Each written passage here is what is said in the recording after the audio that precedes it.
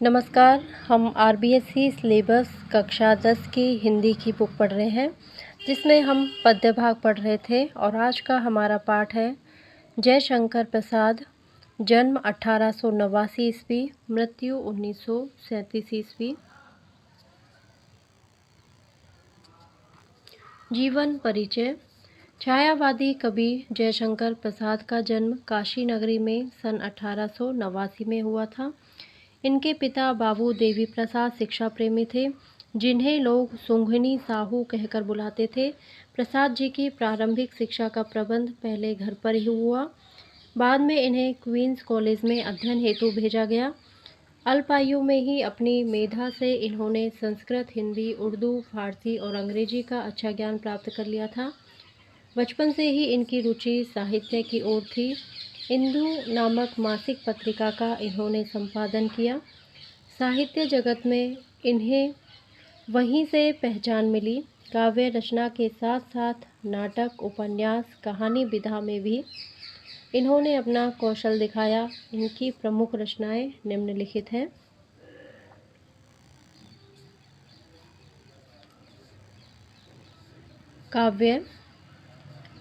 काव्य हैं आंसू, लहर, झरना, कामायनी, प्रेम पथिक, चित्राधार।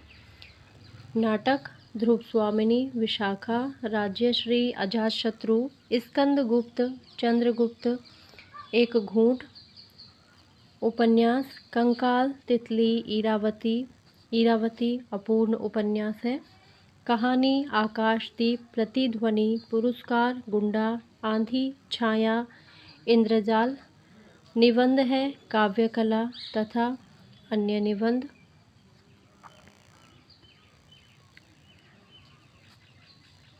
प्रसाद जी की प्रतिभा बहुमुखी है, किंतु साहित्य के क्षेत्र में कवि एवं नाटककार के रूप में इनकी ख्याति विशेष है। छायावादी कवियों में ये अग्रगण्य है। कामायनी इनका अन्यतम काव्य ग्रंथ है, जिसकी तुलना संसार के श्रेष्ठ काव्यों से की जा सकती है। सत्यम शिवम सुंदरम का जीता जागता रूप प्रसाद के काव्य में मिलता है। मानव सौंदर्य के साथ साथ इन्होंने प्रकृति सौंदर्य का सजीव एवं मौलिक वर्णन किया है। इन्होंने ब्रजभाषा एवं खड़ी बोली दोनों का प्रयोग किया है। इनकी भाषा संस्कृत निष्ठ है। 15 नवंबर सन 1937 ईस्वी को हिंदी साहित्य का यह अमर कवि सदा के लिए संसार से विदा हो गया। पाठ परिचय। जयशंकर प्रसाद की प्रभो कविता उनके स्फुट कविताओं के संग्रह है। कानन कुसुम से ली गई है।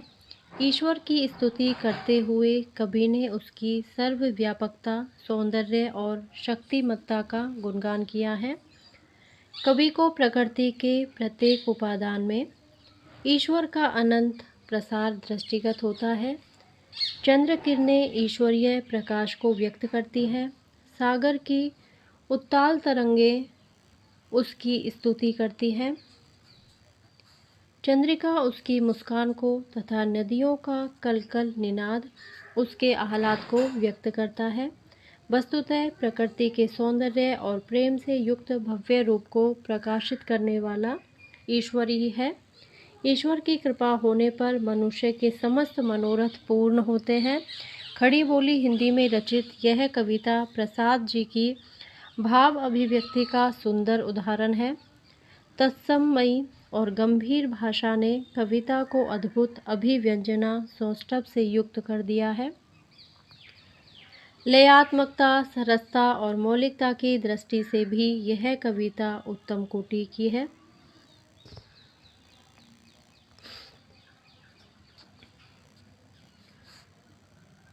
पाठ है प्रभो। विमल इंदु की विशाल किरणें प्रकाश तेरा बता रही हैं। अनादि तेरी अनंत माया जगत को लीला दिखा रही है। शब्दार्थ देखते हैं। विमल का मतलब होता है स्वच्छ। इंदु मतलब चंद्रमा। विशाल मतलब बड़ी बड़ी। प्रकाश तेरा बता रही है। अनादि का मतलब होता है जिसका आरंभ ज्ञात ना हो, तो यहाँ पे ईश्वर, अनादि का मतलब ईश्वर है। तेरी अनंत माया, अनंत माने जिसका अंत ज्ञात ना हो, जिसका अंत ज्ञात ना हो, अनादि जिसका आरंभ ज्ञात ना हो, और अनंत जिसका अंत ज्ञात ना हो। लीला मतलब खेल, नाना प्रकार की घटनाएं। तो ये प्रस्तुत पद जो है प्रभो, कविता प्रभो से लिए गए हैं, जिसमें कवि प्रकृति के दृश्यों में ईश्वर के दर्शन करा रहा है। तो कवि जयशंकर प्रसाद कहते हैं कि हे प्रभु, कोई नहीं जानता कि आपका आविर्भाव कैसे हुआ। ये चंद्रमा से छिटक रही विमल इंदु की विशाल किरणें, विमल माने स्वच्छ, इंदु माने चंद्रमा, तो चंद्रमा से छिटक रही स्वच्छ किरणें प्रकाश तेरा बता रही है, तुम्हारे ही प्रकाश का प्रतीक है।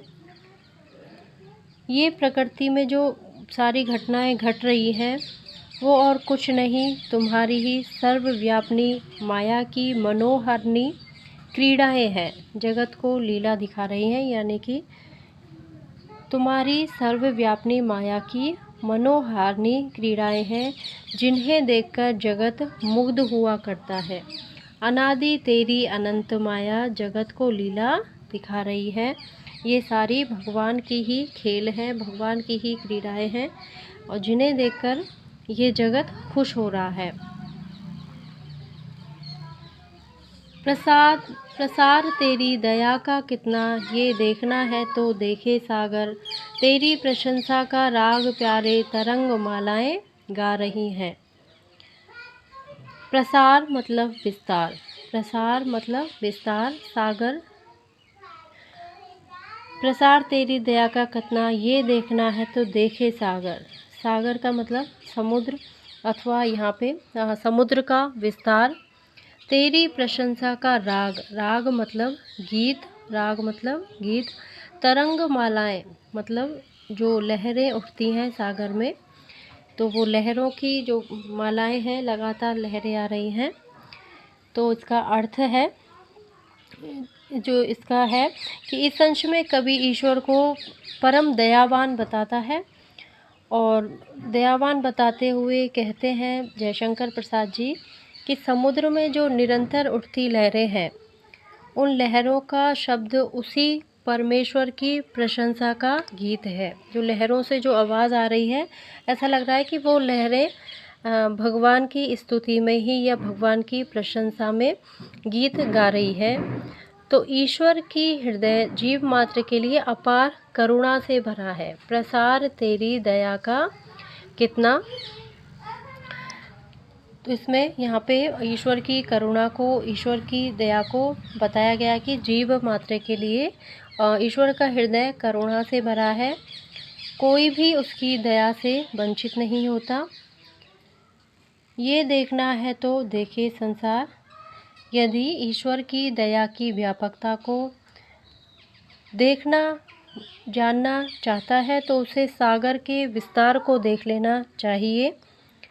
तेरी प्रशंसा का राग प्यारे तरंग मालाएं गा रही है। कवि कहते हैं कि ये समुद्रों में निरंतर उठ रही लहरें अपनी ध्वनि में तेरी ही प्रशंसा के गीत गाती रहती हैं। तुम्हारा स्मित हो जिसे निरखना, वो देख सकता है चंद्रिका को। तुम्हारे हंसने की धुन में नदियाँ निनाद करती ही जा रही हैं। स्मित माने मुस्कुराना, निरखना, निरखना मतलब देखना, चंद्रिका मतलब चांदनी, चांद की किरणें। तुम्हारे हंसने की धुन में नदियाँ निनाद, निनाद का मतलब होता है ध्वनि, निनाद का मतलब ध्वनि। स्मित का मतलब मुस्कुराना, निरखना मतलब देखना, चंद्रिका का मतलब होता है चांदनी, निनाद का मतलब होता है ध्वनि। तो यहाँ पे कवि कहते हैं कि कवि को चांदनी में ईश्वर की मुस्कान के दर्शन हो रहे हैं और नदियों के प्रवाह में उस परम सत्ता की मधुर हंसी सुनाई दे रही है। तो कवि कहते हैं कि जो व्यक्ति उस परमेश्वर की मधुर मुस्कान का अनुमान करना चाहता है, तुम्हारा स्मित हो जिसे निरखना, तुम्हारा मुस्कुराना जिसे वो जो देखता है वो देख सकता है चंद्रिका को। तो वो उस व्यक्ति को चांदनी को देख लेना चाहिए कि उसे चांदनी की मधुर शुभ्रता को ध्यान में लाना चाहिए। ऐसी ही चांदनी की तरह ही प्रभु की मुस्कान है। उसकी स्नेह और कृपामयी हंसी की ध्वनि नदियों के कलकल प्रवाह में सुनी जा सकती है। विशाल मंदिर की यामिनी में जिसे देखना हो दीपमाला, तो तारकागण की ज्योति उसका पता अनूठा बता रही है। विशाल मंदिर की यामिनी, यामिनी का मतलब होता है रात, यामिनी का मतलब होता है रात। दीपमाला, दीपकों की पंक्तियाँ। तारकागण यानी कि तारों का समूह। पता अनूठा, अनूठा का मतलब होता है अनोखा, अनूठा का मतलब अनोखा। तारकागण यानी कि तारों का समूह। दीपमाला, दीपों की पंक्तियाँ और यामिनी मतलब रात।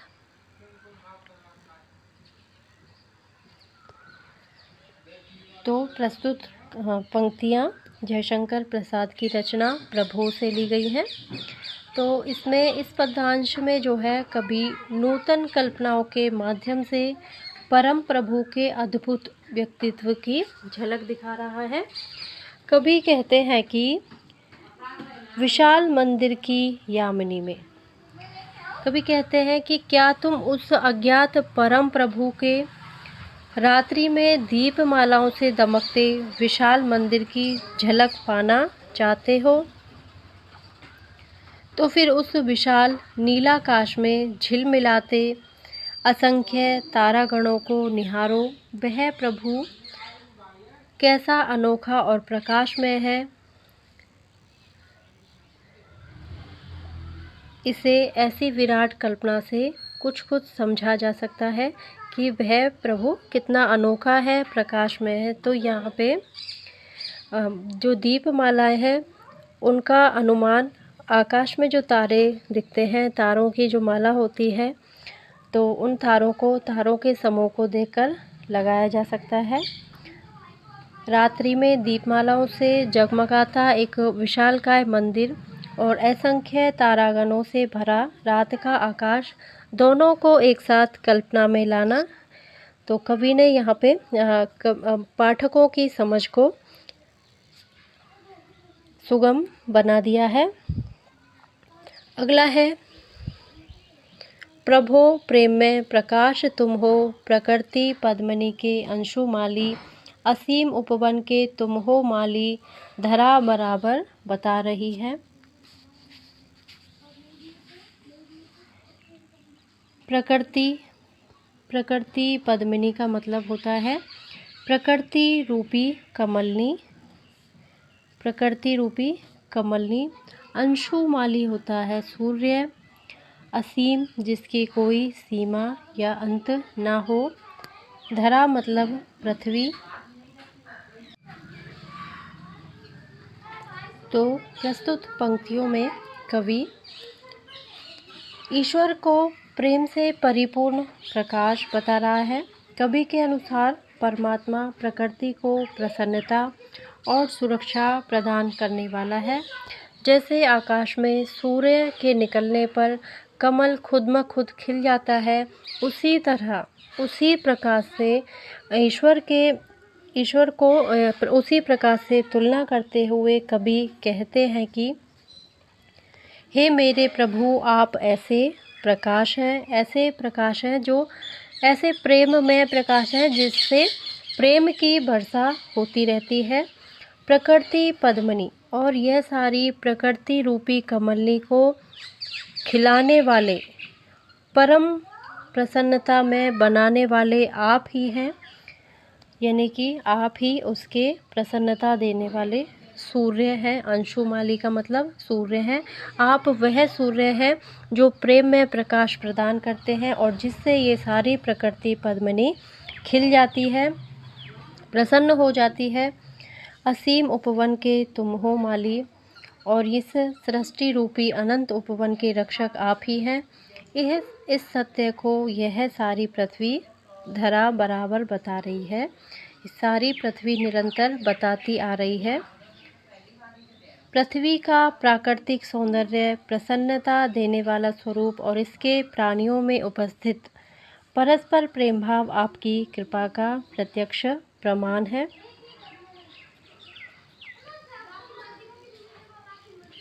जो तेरी होवे दया दया निधि, तो पूर्ण होता ही है मनोरथ।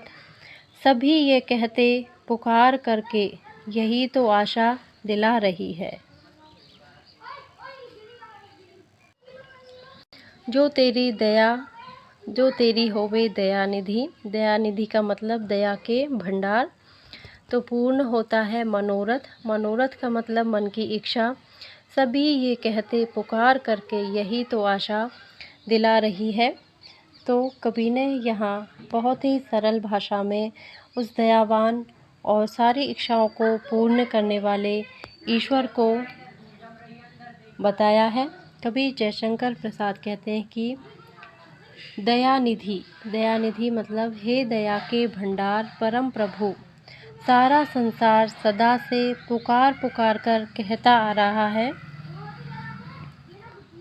कि यदि आपकी जीभ पर दया दृष्टि हो जाए तो उसके मन की सारी इच्छाएं, सारे मनोरथ पूर्ण हो जाते हैं। हे प्रभु, इसी को देखकर तो मुझ जैसे निराशों को भी आशा हो रही है कि आप मेरे मनोरथों को, यही तो आशा दिला रही है, यानी कि मुझे भी यह आशा हो रही है कि आप मेरे मनोरथ, मेरी मन की कामनाओं को ज़रूर पूरा करेंगे। तो यहाँ पे कवि ने परमेश्वर की दया भावना पर पूर्ण विश्वास जताया है। अब है इसके कठिन शब्दार्थ। विमल, विमल माने स्वच्छ। अनादि, जिसके प्रारंभ का पता न चले। निनाद, निनाद मतलब ध्वनि। पद्मिनी, कमलिनी, मनोरथ, इच्छा। इंदु, चंद्रमा, स्मित, मुस्कान। यामिनी, रात्रि, अंशुमाली, सूर्य। और इसी के साथ हमारा ये पाठ कंप्लीट होता है। अगर आपको मेरा वीडियो पसंद आता है तो प्लीज़ इसे लाइक करें, शेयर करें और मेरे चैनल को सब्सक्राइब करें। Thank you.